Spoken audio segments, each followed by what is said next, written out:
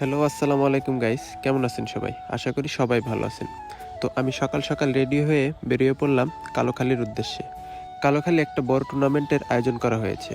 ওইখানে আমি আমার টিম হয়ে খেলবো না, আমি মূলত বাইরের টিম হয়ে খেলতে যাচ্ছি।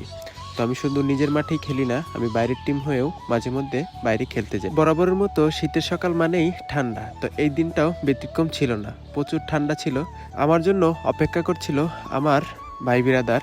তারা মূলত মোটরসাইকেল নিয়ে যাওয়ার সিদ্ধান্ত নেয়, তো আমি তাদের সাথে জয়েন করি এবং তাদের মোটরসাইকেলে উঠে পড়ি। তো বরাবরের মতো মোটরসাইকেল নিলেই তেল ভরতে হবে মাস্ট। আমরা চলে আসলাম মূলত মুরগি ফার্ম ফিলিং স্টেশনে। এখানে তেল ভরার জন্য সবাই সিরিয়াল মেনটেন করতেছিল। আমি দাঁড়ায় দাঁড়ায় চারপাশটা ঘোরাচ্ছিলাম এবং দেখাচ্ছিলাম। এখানে আমরা সবাই অপেক্ষা করতেছি। এই জায়গাটা আপনারা কে কে চেনেন কমেন্টে অবশ্যই বলবেন। ফাইনালি গাইস, লং একটা জার্নির পর আমরা চলে আসলাম মাঠে। তো মাঠের পিচটা হচ্ছে এমন।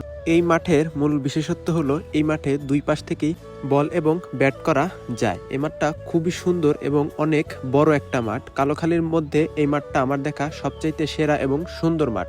এই মাঠের পরিবেশটাও অনেক সুন্দর, কারণ এই মাঠে কোনো নোংরা বা ময়লা আবর্জনা ছিল না। মাঠের চারপাশটা ছিল একদমই পরিষ্কার এবং নিট অ্যান্ড ক্লিন। এই মাঠটা রাস্তার সাথে হওয়ায় দর্শকরাও আরাম মতো খেলা দেখতে বা খেলা উপভোগ করতে পারে। আমি এবং আমার টিমমেট সবাই একসাথে চলে আসলাম সকাল সকাল এই মাঠে। তো এই মাঠে আমার টিমমেটরা এই যে মিটিং করতেছে যে কি ব্যাটিং নেবে না ফিল্ডিং নেবে টস জেতার পর। মাঠের দুই পাশে সুন্দর মতো বসার জায়গা করে দিয়েছে কমিটি। তো এক পাশে অপোনেন্ট টিম, এক পাশে আমরা। তো আমরা মূলত এই পাশ সিলেক্ট করি বসার জন্য, আর ওই পাশে থাকে আমাদের অপোনেন্ট প্লেয়ার। কালোখালী এই মিনি স্টেডিয়ামে এই টুর্নামেন্টটার নাম দেয় বন্ধন টি-20 ক্রিকেট টুর্নামেন্ট। সকাল সকাল জার্নি করে আসায় আমি একটু রেস্ট করে নিচ্ছিলাম। আমার টিমমেটরা এখানে সবাই দাঁড়ায় দাঁড়ায় গল্প করতেছিল যে টসে জিতার পর কি নেওয়া যায়, ব্যাটিং না ফিল্ডিং। আর এই পাশে একজন ভাইয়া দুই বাচ্চাকে সুন্দর মতো ক্যাচ প্র্যাকটিস করাচ্ছিল। আর কিছু কিছু এমন ভাই ব্রাদারের জন্যই বাচ্চারা ক্রিকেট খেলার প্রতি আগ্রহী বেশি হয়। এগুলা দেখতে দেখতেই ফাইনালি টসটা হয়ে যায়।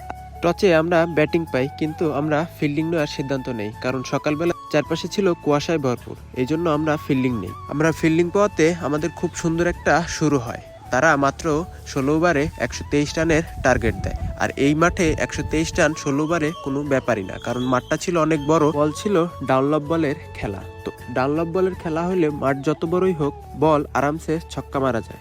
তো 123 রান টার্গেটে আমরা ব্যাটিং নামি। আমি এবং আমার সাথে যায় লিমন ভাই। তো আমি একটা সুন্দর শুরু করি এবং লিমন ভাই আমার সাথে দারুণ একটা পার্টনারশিপ তৈরি হয়। কিন্তু দুর্ভাগ্যবশত একটা বাজে বলে আউট হয়ে যাওয়ায় আমি চলে আসি প্যাভিলিয়নে। তো আমার পরে ব্যাটিং হিসেবে যায় রনি। রনি খুব দারুণ একটা অলরাউন্ডার। এই রনি বোলিংয়েও দুর্দান্ত বোলিং করে এবং ব্যাটিংয়েও দুর্দান্ত ব্যাটিং করে। সে বোলিংয়ে 3 উইকেট নেয় 17 রান দিয়ে 4 ওভার, এবং ব্যাটিং নেমে রনি করে অর্ধশতক পূরণ করে, 50 রান করে মাত্র অল্প কিছু বলে, এবং সে ম্যান অফ দ্য ম্যাচ হিসেবে বিবেচিত হয়। প্যাভিলিয়নে বসে বসে তাদের সাথে গল্প করছিলাম। আমি অপরাজিত 23 রান করে আউট হয়ে যাই দুর্ভাগ্যবশত। এই টুর্নামেন্টে সৌন্দর্য বাড়ানোর জন্য কমিটি সুন্দর একটা আয়োজন করে। আয়োজনটি হলো 50 রান করতে পারলে 500 টাকা, 5 উইকেট পাইলে 1000 টাকা, এবং 100 রান করতে পারলে কমিটি দিবে 1000 টাকা।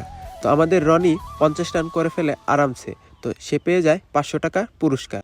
এই বলের মাধ্যমে রনির 50 পূরণ হয়ে যায়, যে দারুণ একটা ছক্কার মাধ্যমে তার 50 পূরণ হয়ে যায়, এবং সে লুটিয়ে পড়ে আল্লাহর দরবারে লাখো কোটি শুকরিয়া আদায় করার জন্য। রনির 50 শেষ হওয়ার পরেই আমাদের লাগতো জেতার জন্য আর অল্প কিছু রান। তো এরই সাথে আস্তে আস্তে আস্তে আস্তে আমরা ম্যাচ জয়ের দিকে আগায় যাই, এবং আমাদের ক্যাপ্টেন দারুণ খুশি ছিল এবং এক্সাইটেড ছিল ম্যাচ জিতা উপলক্ষে। ফাইনালি গাইস, এই টুর্নামেন্টের ম্যাচটা আমরা জিতে যাই। বড় জায়গায় জিতলে সবারই ভালো লাগে, তো আমারও অনেক ভালো লাগতেছিল এবং খুশি লাগতেছিল। তো আমাদের আজকে জয়ের নায়ক রনি। রনি কিন্তু বোলিংয়েও দুর্দান্ত করেছে এবং ব্যাটিংয়েও দুর্দান্ত করেছে। তো আমি ভিক্টরি সাইন দিচ্ছিলাম জিতা উপলক্ষে, এবং রনিকে বলতেছিলাম দারুণ খেলেছে রনি, এবং রনিও খুব খুশি হয়েছিল ম্যাচটা জিতানোর পর। তো এরই সাথে আমার ব্লগটা এখানেই শেষ হয়। তো আজকের জন্য আল্লাহ হাফেজ। ব্লগটি কেমন হয়েছে জানাবেন।